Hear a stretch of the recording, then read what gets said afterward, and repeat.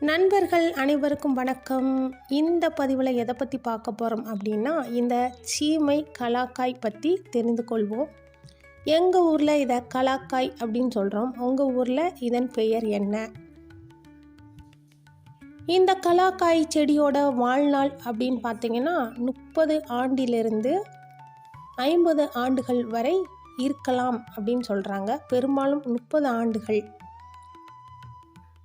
இந்த புதர் செடி பார்த்திங்கன்னா பசுமையான மரம், முட்கள் நிறைந்து காணப்படும்.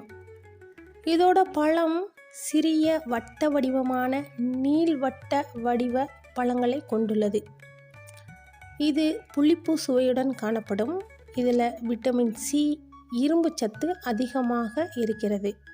இந்த செடி எங்கே செழித்து வளரும் அப்படின்னு பார்த்தீங்கன்னா, வெப்பமண்டலம் அல்லது மித வெப்பமண்டலத்தில் நல்லா செழித்து வளரும். நம்ம அண்டை நாடுகளான பாகிஸ்தான், மியான்மர், இலங்கை, மலேசியா போன்ற நாடுகளிலும் நன்கு வளர்கிறது. இந்த செடியோட காய் பச்சை நிறத்திலும், பழுத்த பின்பு அடர்ந்த சிவப்பு நிறத்திலும் அல்லது வெள்ளை நிறமாகவும் மாறிவிடும். இந்த செடி ஒரு வெப்பமண்டல செடி தான். நன்கு செழித்து வளரக்கூடிய செடி. முழு சூரிய ஒளியும் இதுக்கு கிடைக்கணும், அப்போ தான் நல்லா செழித்து வளரும். அப்புறம் இந்த பழத்தோட பயன்கள் என்னென்ன அப்படின்னு பார்க்கலாம். இதிலிருந்து என்ன செய்கிறாங்க அப்படின்னா, ஊறுகாய் தயாரிக்கிறாங்க, சட்னி, அப்புறம் ஜாம் இதெல்லாம் தயாரிக்கிறாங்க.